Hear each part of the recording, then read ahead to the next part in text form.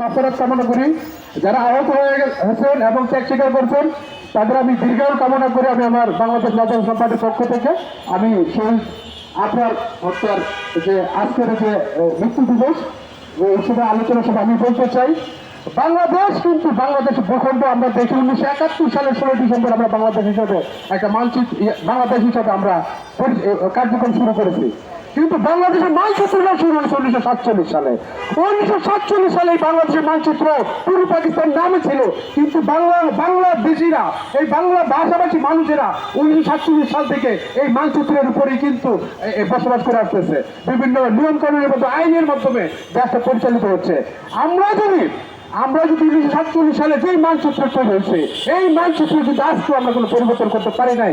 এই মানচিত্রে এখনো একই মানচিত্র হয়েছে। 1971 সালে বাংলাদেশ নাম ধারণ করলেও কোনো মানচিত্রের কোনো পরিবর্তন ঘটে নাই। যেই মানচিত্রে 1948 সালে সূচনা হয়েছে এই মানচিত্রতেই আমরা বসবাস করতেছি। সেই ক্ষেত্রে আমাদের পরিবর্তন কোন জায়গায় করতে হবে?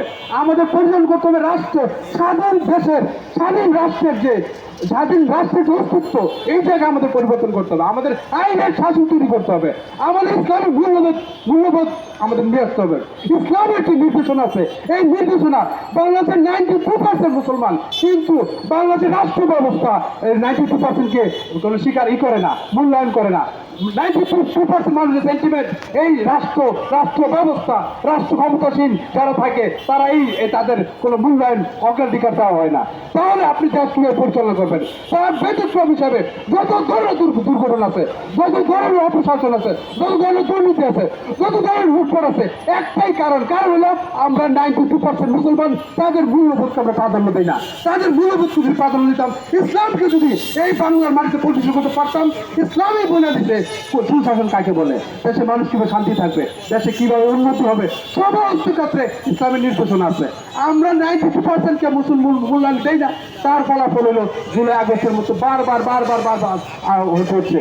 আজকে আবহাওয়ার জাহাজে আত্মত্যাগ করছে, সে তো স্বাধীন দেশের নাগরিক, সে তো ছাত্র তার সাথে কথা বলার অধিকার আছে, তার কথা বলতে গিয়ে তার জীবনকে দিতে হইলো। কারণ হলো একটাই, ইসলামিক দৃষ্টিভঙ্গিতে রাষ্ট্র ব্যবস্থা আমরা প্রতিষ্ঠিত করতে পারি নাই। 92% মুসলমানের যে চিন্তা ভাবনা, 92% যে মূল্যবোধ, এই মূল্যবোধকে রাষ্ট্র ব্যবস্থা আমরা নিতে পারি নাই। তার কারণে স্বাধীন দেশে একটা মেধাবী ছাত্র তাকে স্বাধীন কথা বলার কারণে, তার মতামত দেওয়ার কারণে তাকে শহীদ হইতে হয়েছে। এর চেয়ে লজ্জাজনক, এর চেয়ে দুঃখজনক আর হইতে পারে না। আমাদের যেটা করতে হবে সেটা হলো স্বাধীন দেশের মর্যাদা আমাদের নিয়ে আসতে হবে। স্বাধীন দেশে স্বাধীন মতামত দিবে, কারো কোনো মাথা ব্যথা থাকবে না। কার পক্ষে গেল কার বিপক্ষে গেল এটা দেখার কোনো সময় নাই। স্বাধীন দেশের মত প্রকাশের স্বাধীনতা 100% থাকতে হবে। আজকে আমরা পত্রিকার সাথে যারা জড়িত, টিভি চ্যানেলের সাথে জড়িত, তারা কিন্তু স্বাধীন ছিলাম না, কখনোই স্বাধীন ছিলাম না। এই জায়গায় আমাদের উত্তরণ করতে হবে, আমাদের স্বাধীনতা থাকতে হবে, স্বাধীন দেশে স্বাধীন মতামত পেশ করতে হবে। সেই ক্ষেত্রে আমি যেটা বলবো, সবচেয়ে বড় সমস্যা হলো 92% সেন্টিমেন্ট, ইসলামিক সেন্টিমেন্ট, এই সেন্টিমেন্ট আমরা সরকারের ভিতর আমরা নিতে পারিনি। এই বিগত কোনো সরকারের ভিতরে আমরা নিতে পারিনি।